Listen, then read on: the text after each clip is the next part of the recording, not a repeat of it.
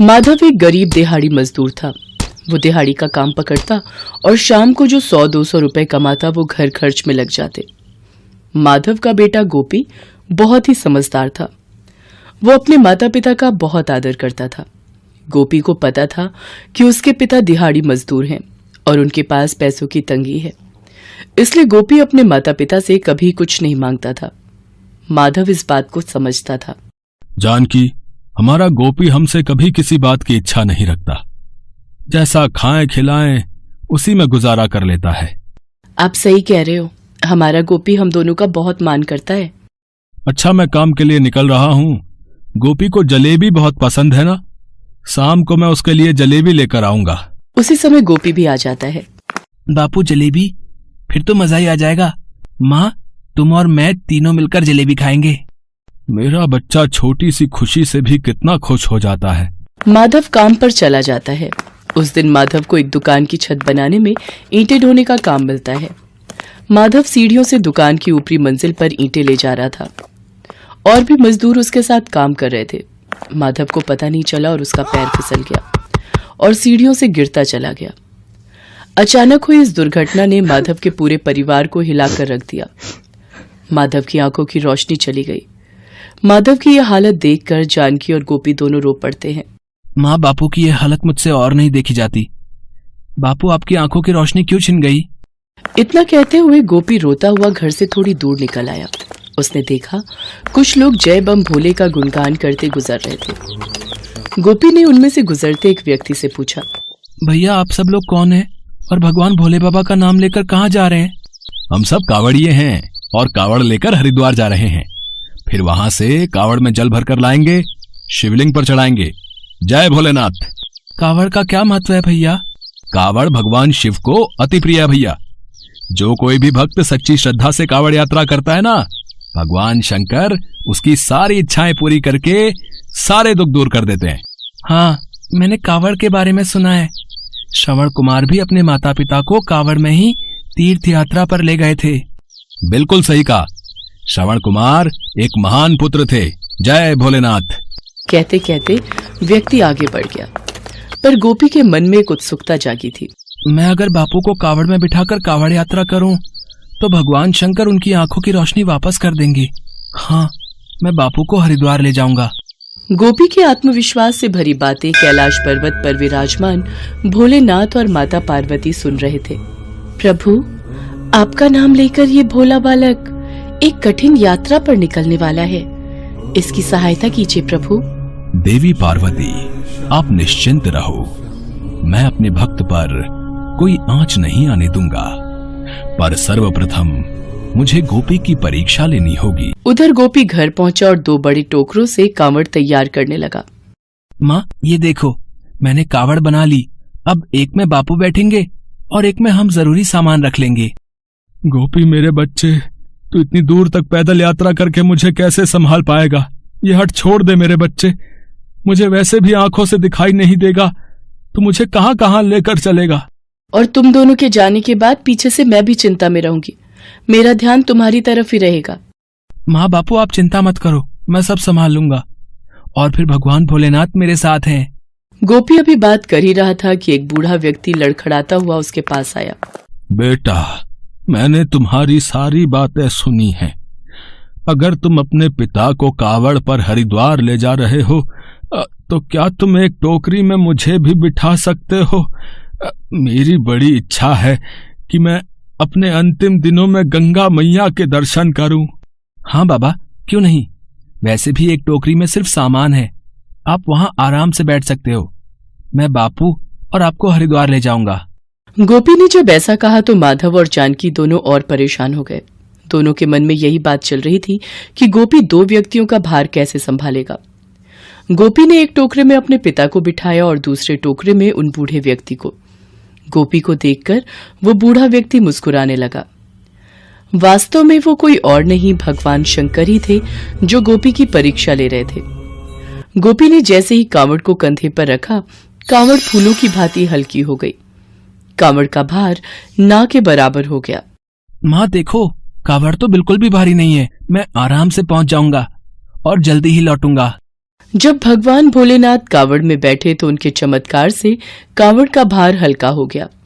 गोपी आराम से पूरे रास्ते मस्ती में मगन जय बम भोले का जाप करता हुआ अपने पिता और उन बूढ़े व्यक्ति से बातें करता हुआ चलता रहा। हरिद्वार पहुंचकर उस बूढ़े व्यक्ति ने माधव से कहा, ये भोलेनाथ के नाम का फूल है, ये लो, स्नान करके इसे अपनी आंखों से लगा लेना। गोपी, तुम सचमुच बहुत अच्छे बालक हो। हर बच्चे को तुमसे प्रेरणा लेनी चाहिए और माता पिता का आदर करना चाहिए। देखना, तुम सदैव जीवन में सफलता पाओगे। अच्छा, अब मैं चलता हूं, थोड़ी देर गंगा के तट पर विश्राम करूंगा। इतना कहकर बूढ़े व्यक्ति के रूप में भगवान भोलेनाथ वहां से चले गए। इसके पश्चात गोपी ने माधव को गंगा के तट पर बैठाकर स्नान करवाया। जो फूल वो बूढ़ा व्यक्ति माधव को दे गया था, माधव ने उसे अपनी आंखों से लगाया। पर ये क्या, भगवान शंकर के चमत्कार से माधव की आंखों की रोशनी लौट आई। गोपी, वो कौन थे? वो कोई साधारण व्यक्ति नहीं थे। मेरी आंखों की रोशनी लौट आई है। मैंने इस फूल को आंखों से लगाया और मैं देख सकता हूँ, ये फूल मुझे उन सज्जन व्यक्ति ने दिया था। बापू, आप देख सकते हो, वो बूढ़े बाबा सचमुच भगवान शंकर थे। वो मेरी कावड़ पर बैठे थे। हे भोलेनाथ, ये आपने कैसी लीला रची। बापू जैसे ही वो मेरी कावड़ में बैठे, कावड़ का भार कम हो गया।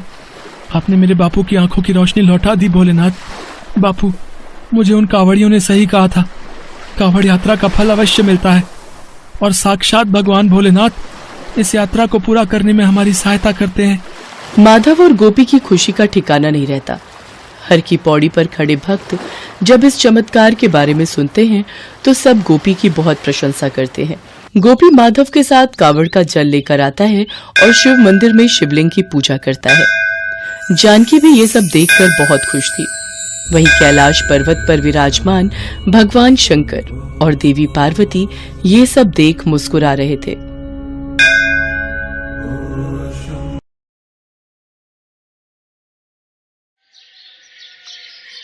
प्रकाश सोनपुर गांव में अपनी पत्नी शोभा के साथ रहता था। वो बहुत गरीब थे। न तो प्रकाश के पास खुद की जमीन थी न पैसा। गांव में मजदूरी करके जो थोड़े बहुत पैसे मिलते उसी से प्रकाश के घर का गुजारा होता। शोभा भगवान शिव पर बहुत आस्था रखती थी। वो रोजाना भगवान शिव के मंदिर जाकर पूजा आरती किया करती थी। एक दिन जब वो मंदिर से आई, अरे शोभा, ये पूजा पाठ करने का कोई फायदा नहीं। ये भगवान भी बड़ा कठोर दिल वाले हैं। तेरे कोमल हृदय की आवाज नहीं सुनेंगे। हम आज भी वही गरीबी में दिन काट रहे हैं और इतने सालों से औलाद का सुख भी नहीं मिला। वो अलग दुख है हमारे भाग्य में। पर मुझे विश्वास है भगवान हमारी प्रार्थना एक दिन जरूर सुनेंगे। मुझे अपनी पूजा पर पूरा भरोसा है। भगवान शिव हमारी सारी विपदाएं एक दिन अवश्य दूर कर देंगे। भगवान के घर देर हो सकती है, अंधेर नहीं।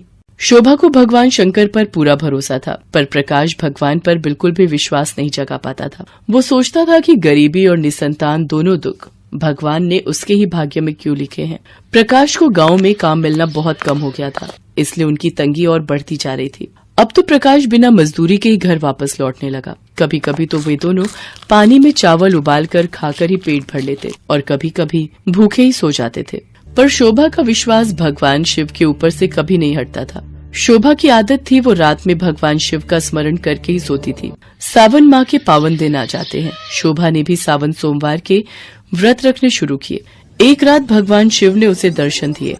शोभा, तुम मेरी बहुत पूजा और भक्ति करती हो।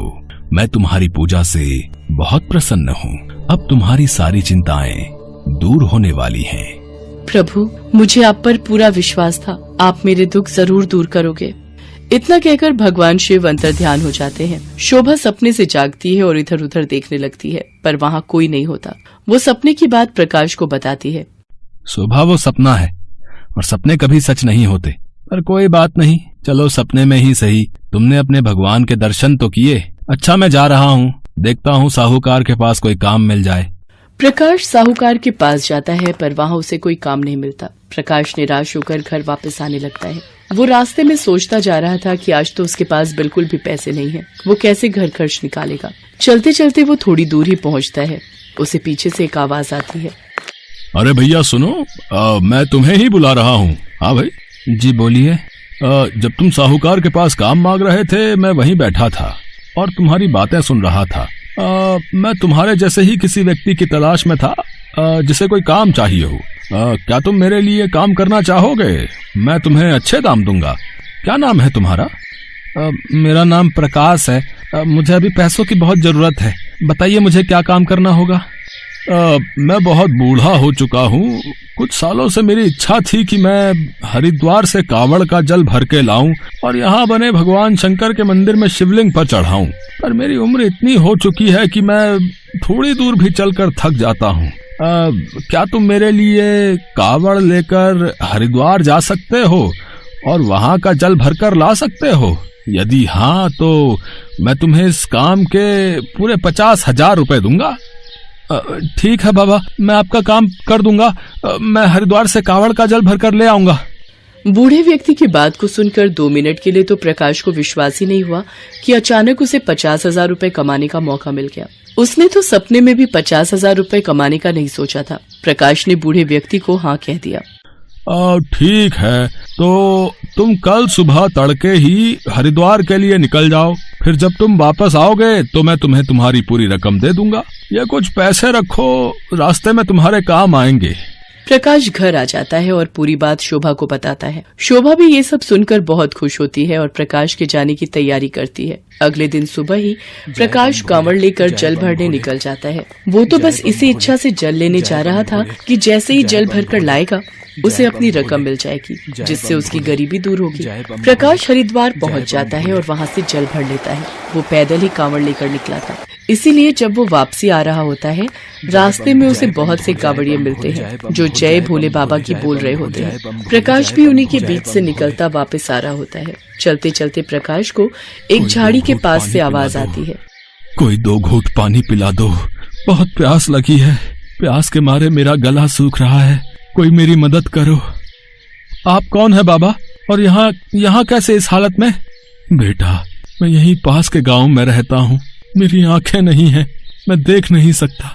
भोजन की तलाश में गांव से दूर निकल आया और रास्ता भटक गया। मुझे बहुत प्यास लगी है।